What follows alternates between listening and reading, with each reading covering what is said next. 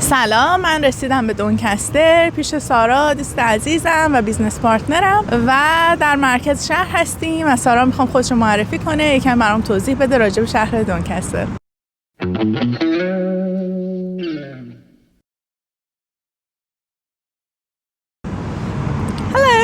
Hello, how are you? I'm doing well, thank you.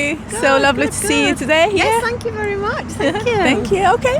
Tell us a little bit about yourself. So my name's Sarah Stewart and I'm from Home Development and we are a property investment company in Doncaster and we specialise in buy, rent, refinance and we also flip properties as well. And we've had a family run investment company for about 5 years. I've worked in the company for 3 years full time, so this is my full-time job now, working on these properties. I've lived in Doncaster all my life, so we know the area very, very well. We're currently stood outside Doncaster train station, which is also part of Doncaster's heritage, because this is where we built a massive following of locomotives and trains for the United Kingdom. And then just behind us here, which we'll show you in a moment, we've also got the statue, which is really, really important to us, as the locomotives helped name the race horses, which are part of Doncaster Racecourse as well. So Doncaster is a town in South Yorkshire, England.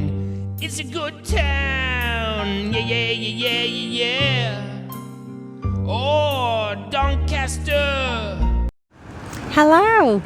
So just behind me here we've got the Doncaster Mansion House. Now in 2022 Doncaster was granted city status. So if you were to invest in Doncaster, you're actually investing in the city of Doncaster.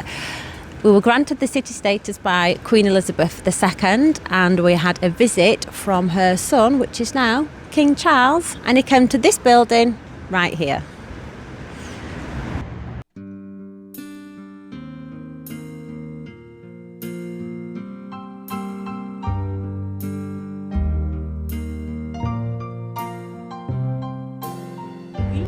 خیابونایی که اینجا هست نزدیک دانشگاه اصلا حیاط اینا هم نداره، برای خانواده‌ها شاید جالب نباشه، ولی همونطور که می‌بینید دارن بازسازی میکنن برای دانشجویی عالیه. یعنی کسی بخواد اینجا خونه بخره با ایتولت کنه برای دانشگاه. الان ما الرتون استریت هستیم دم دانشگاه. This is midweek, so Yeah, so I'm not using the stabilizer. So sorry guys. It isn't very busy today because it's midweek and children are at school. But on a weekend, it's like Saturdays and Sundays, you can't move. It's really, really busy. Okay. It's in the lobby for a cup of coffee. We can talk it out. Drove all night just to meet you for a cup of coffee. We can work it out.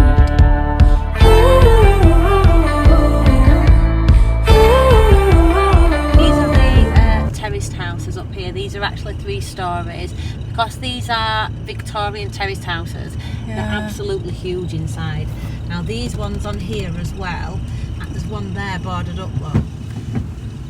A lot of these are rental properties, but they also have got massive potential to be split into 2 flats as well. So you've got one upstairs and one they are downstairs, quite massive, because the houses are like the huge, like massive to Yorkshire word. But they're all really good rental properties. In fact, I think my uncle actually rented a room upstairs as an art studio. I've got a police car behind me now. So I think I can get out. But then there's all these down here as well. So this is the N1, right? Yeah, so this is still classed as like DM1. In fact, I think one of the houses down there, they might have actually been one of the ones that you were looking at as well.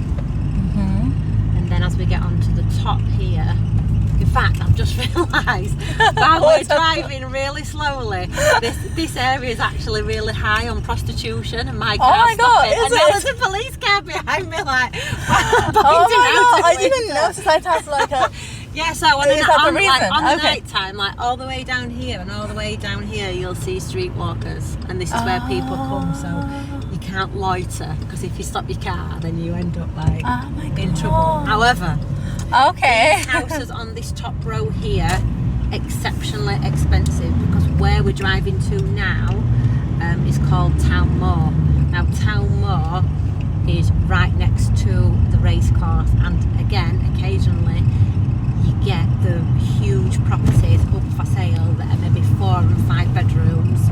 You could easily split them and turn them into HMOs easily. Like a lot of these big houses on this top road here, these have all been turned into flats and things. So this is Town Moor Avenue down here. Okay, so is it just good for title split area, or is it just a buy to let? Title split, leasehold. You've got the race course at the bottom. Oh my god. They'd actually make really good serviced accommodation properties as well. Now, along this road here is the hospital, and what you tend to find is that the houses that are in intake, which is just down these hills here, these are the bigger houses, and then as you get to the back of the hospital, you can still get some properties around there that you can get for a really good price, over 100,000, maybe 130, 150,000, with a little bit of work that might be worth 180.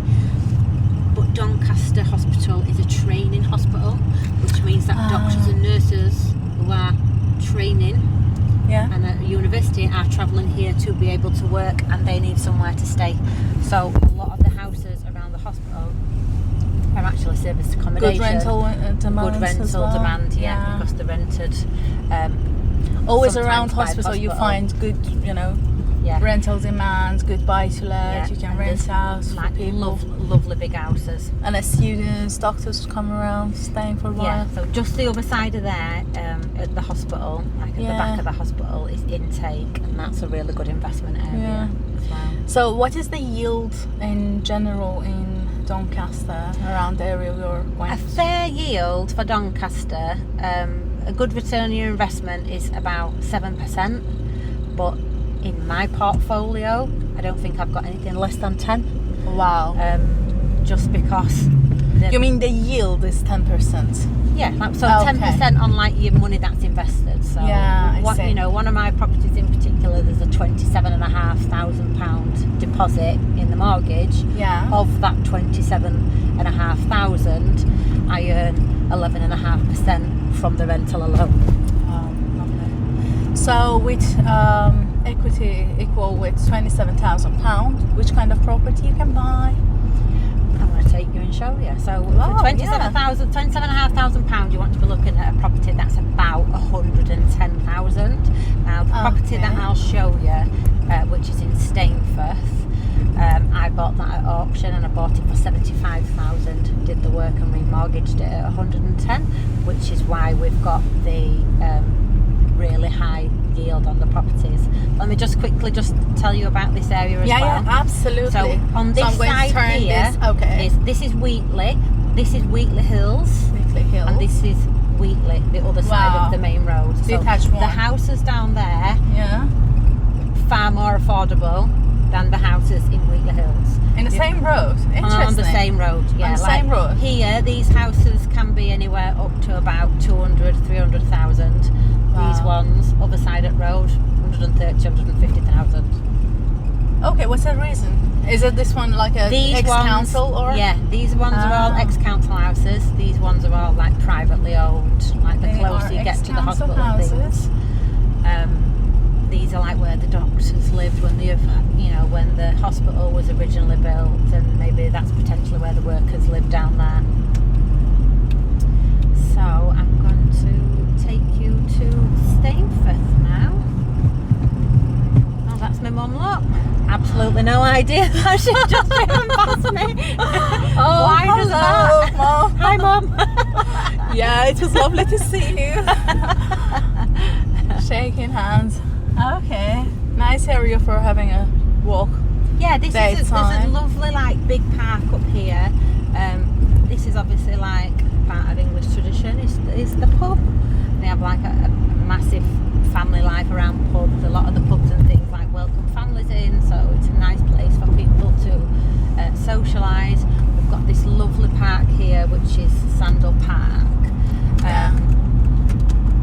This is a really nice area for walking your dogs. They'll do yoga practice in the park as well. Oh my god, summertime of course, right? Summertime, yeah, lovely. There's a really big play area as well that was just even famous when I was a little girl, and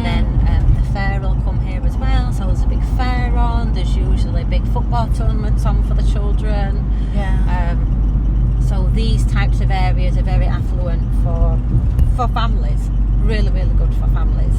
So are we in DN7 now? Not yet. Not yet. No, I'm not Not quite yet. sure. I feel like this might be DN4, but I'm not entirely sure. So we're heading towards Kirksandall.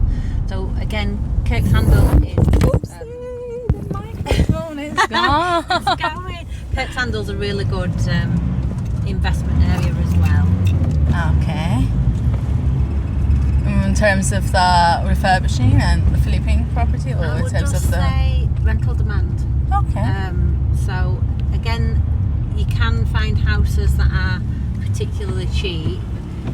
The yields and things, I would definitely say, is better, like Stainforth, Moor Ends, anything where somebody's paying nearly £800 a month in rent, but the property's slightly under or just over £100,000.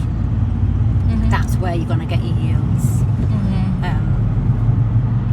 But on saying that, the ones in Kirksandall, percentage-wise, you can pay up to £1,000 in rent for Kirksandall because it's not in Doncaster, but it's close enough for people to travel. It's only 5-10 minutes drive away. Expert in general.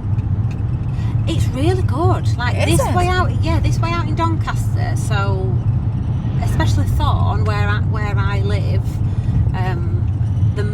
we have literally got the motorway on our doorstep. Like Thorn is labelled on the motorway, so you can come straight off the M18 motorway.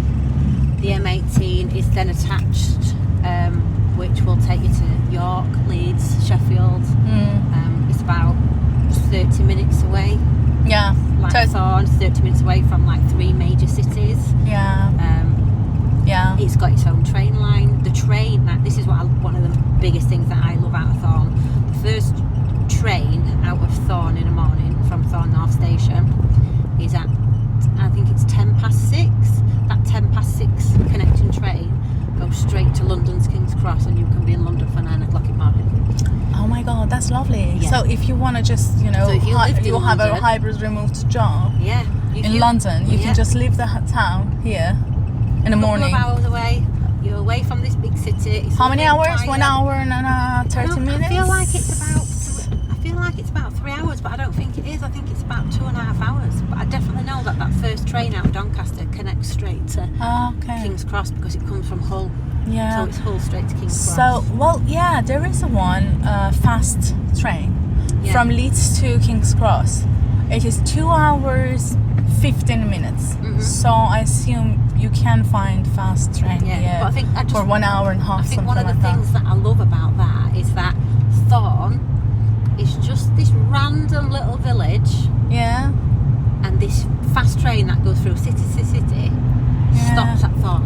Of all the other little villages it could have stopped at, it stops here, and I love that.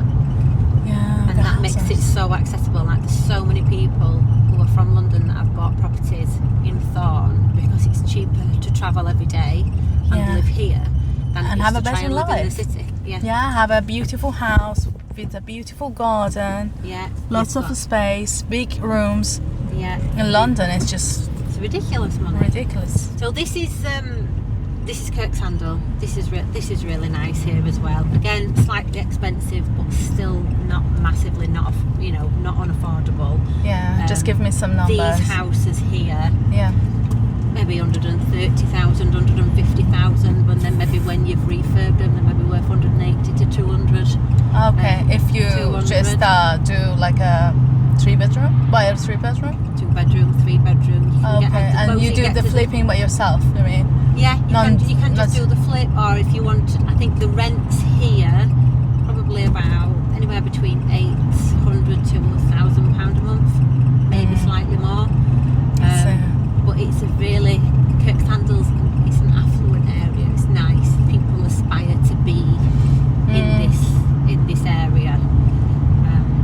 This is where I have got one of my properties down here.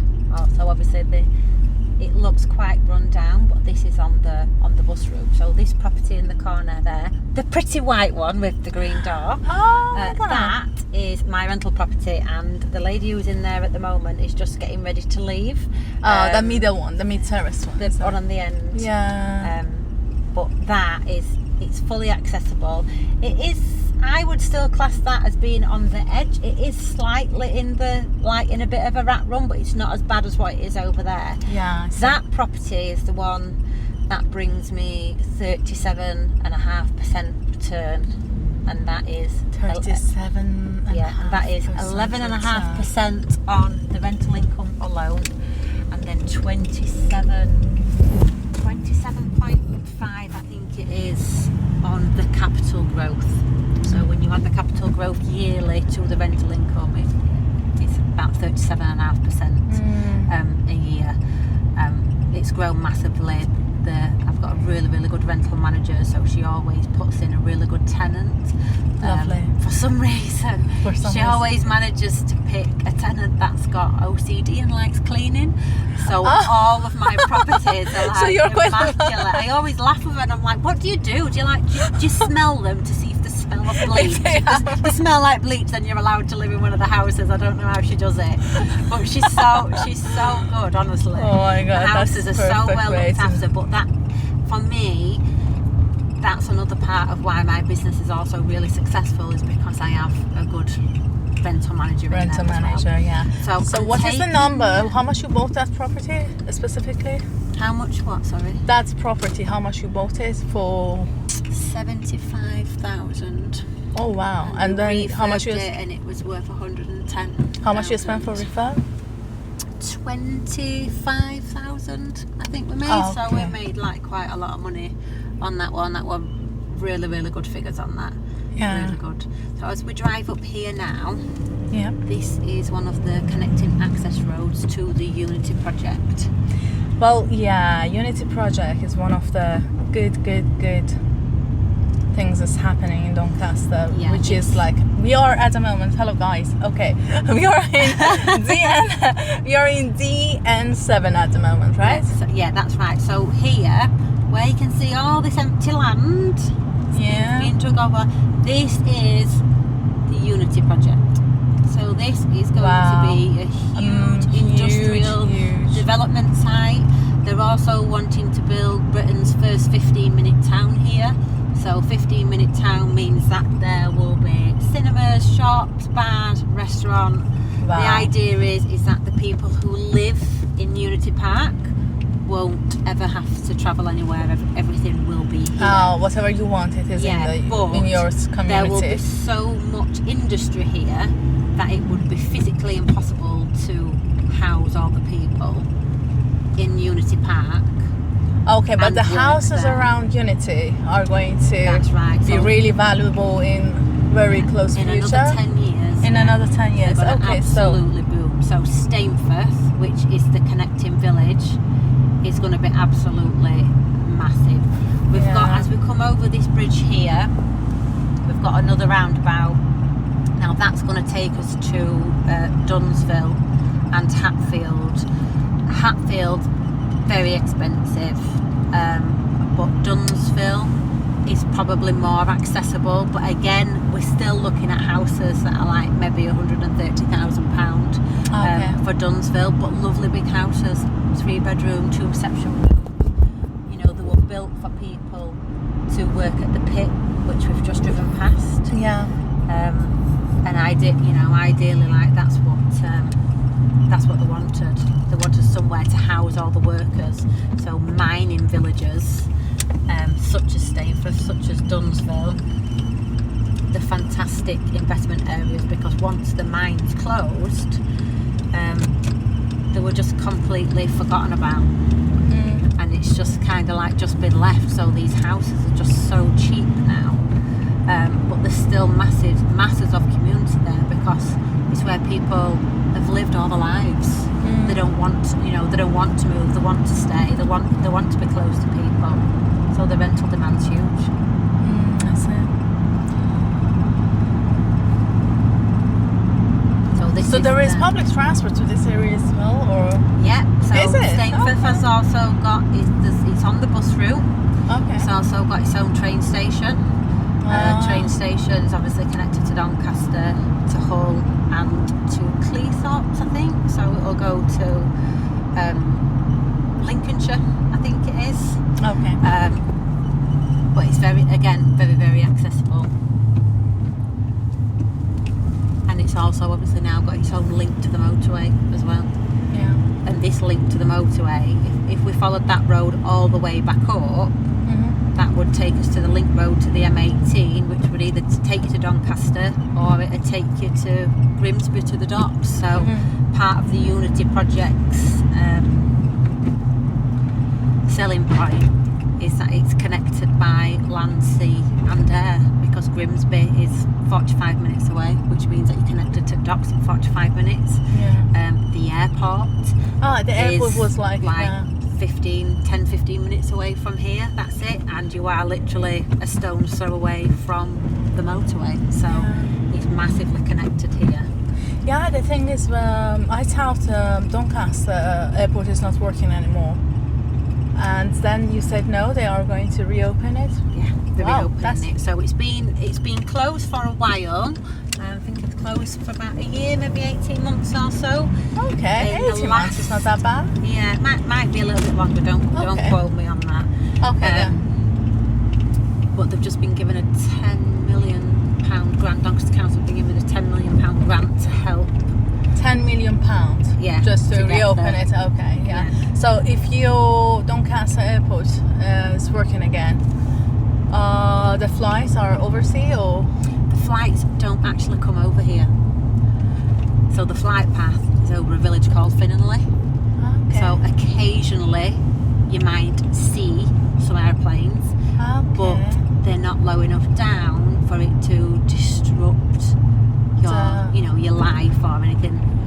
Okay. You sometimes when you're travelling to an airport, you might be able to see the airplanes flying really low. But you don't hear And they're those loud. Don't hear them, don't have Okay. anything. Occasionally, maybe if there's a bit of bad weather, they might turn over here. So if you want to go to Spain for a weekend or something. Oh yeah, we went to Ibiza. We flew from Doncaster to Ibiza. Okay. And that were brilliant because obviously, you've got to be at airport 3 hours before you fly. If you're flying from Manchester, you've got to give it another hour and a half. So it takes you wait time before you're even getting on that plane to like an hour and a half. Here, you could just roll out of bed and roll into your taxi and that's it. You're ready to go. Ready to go. So so let me show you this property here. This property is for sale here by the London Auction House. Ah, this one, isn't it? It's fire damaged quite badly. Oh my god. Is it this one? Okay. Yeah. Why? I wouldn't like to say, but when I was refurbing my house on Emerson Avenue, we would drive down this road every day, and I'll guarantee you on a Monday there was an issue on a Monday. Like there's been a big white van out here with spray paint outside.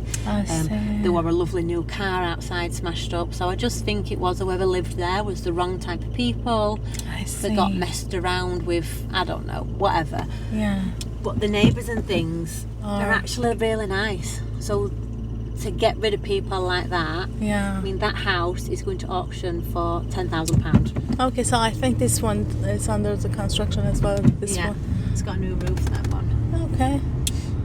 But these ones down here, I think potentially one of the ones that you looked at was like on this little quarter here. Okay, sorry, I keep asking you this again. Is it LS8 or 7? DN7. Sorry, the DN. Oh, yeah. This is still DN7. DN7, okay. Why I said LS, I don't know. Well, DN7. Yeah, but all the houses on this semi-detached houses, quite big, the massive only thing garden. that would put me off is obviously the Unity project's being built behind it, and there are certain places where you can see the big units. So originally these houses were built and you would only look over the pit, whereas some of the houses, as you look out of the window now, instead of looking over a beautiful field, you've actually just got this huge grey box, which is the unit.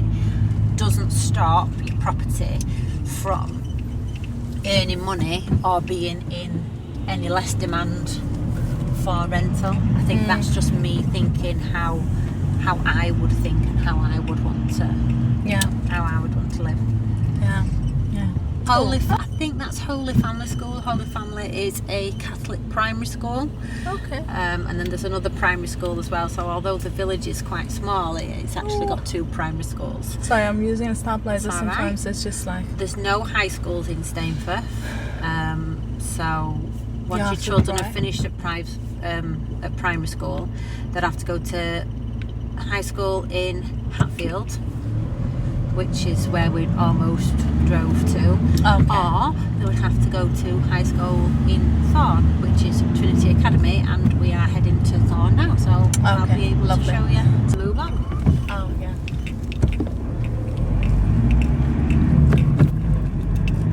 Okay, so this area is good for people who wanna do flipping, right? Yeah, either like BRR or flips would be really good here. I would definitely say like BRR's fantastic because the rental demand is absolutely crazy. So I'll show you. This is another property that's mine here. So this one that's got the little balls outside and the little wreath on the door. I have a fabulous tenant who looks after my house. Look at it, it looks beautiful. Look at that, that's my house. Oh, Yeah, just isn't oh my it god, with that yellow flower, isn't it? Yes, beautiful. Okay. She takes really Very, good care very- of it. Yeah, you should be really grateful for good For tenants. having a isn't good tenant, absolutely. So Yeah. what we did is because we document all the refurbs that we do, it? Yeah. we document them on Instagram and on Facebook. The people in Thorn and Moor Ends are so invested in these projects. Yeah. It's almost as if they already know that house is going to be theirs before it even goes onto the market. Yeah. And the second I say where my houses are available for rent, the rental manager is just inundated with people wanting it. She's just a bit like, she's not even giving me it yet. I don't have the keys. I can't do this. So I have to keep it a secret until it's ready. Okay. But Because everyone is just like, okay, so everybody just wants stuff. it. Nobody refurbs properties the way that I do.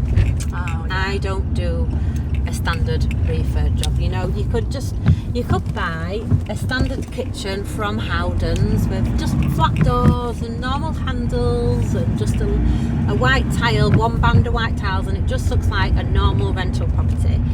For an extra £600 more for that kitchen, Yeah. you buy a shaker kitchen, so your doors are a bit more detailed, your handles are a bit more, and it adds an extra £5,000 on your Yeah. refurb At the end price. at the end of the because story. you've put spotlights in your ceiling, because you've put a silver bracket. You know, my electrician will tell me all the time, you're mad. Why are you spending this for much money? rental, because you love it. Right, You want because to make I it love very it. nice. People deserve to have a nice home to live in, and if they've got a nice home to live in, they'll take care of it, which they do, and it's giving me more on the back end when it comes to the remortgage at the end, because it's got a high finish on it, but it's got a high finish on it within reason. We don't have to spend thousands of pounds on, you know, a specific type of handle or doors. It's just little tiny things make such a huge difference. Well, my tip and my trick is that I pay everybody within 24 hours of receiving their invoice. So a lot of people who are property investors work on credit. So it's not unusual to buy a kitchen from a big kitchen company and then not have to pay for it for 3 months. And I think a lot of people think that if you're using tradespeople, then that's also a way that you can treat them. You don't need to pay them until you've remortgaged that property and that money comes in. Well, let me tell you, you do need to pay those tradespeople, because those tradespeople can't afford to be sat for 3 and 4 months with no money, and you can't afford to be building a property portfolio and doing BRRs and not have a good team that don't trust you. Yeah. So if my team come out to me, we do the work, they get paid. Yeah. So if they've got a choice between coming to do a job for me who pays them within 24 hours or going to do a job for another investor who don't pay him for another 3 months, who are they going to pick first? they're going to pick me. Yeah. Because I pay.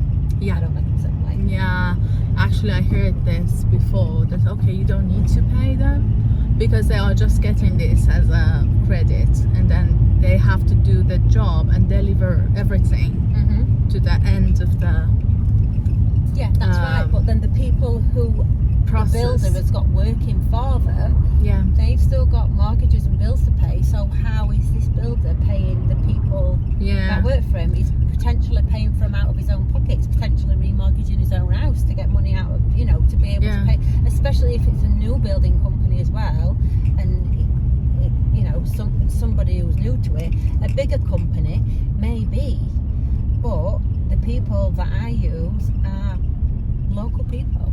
Yeah, so you don't want to stress your builder No, don't want to do something funny.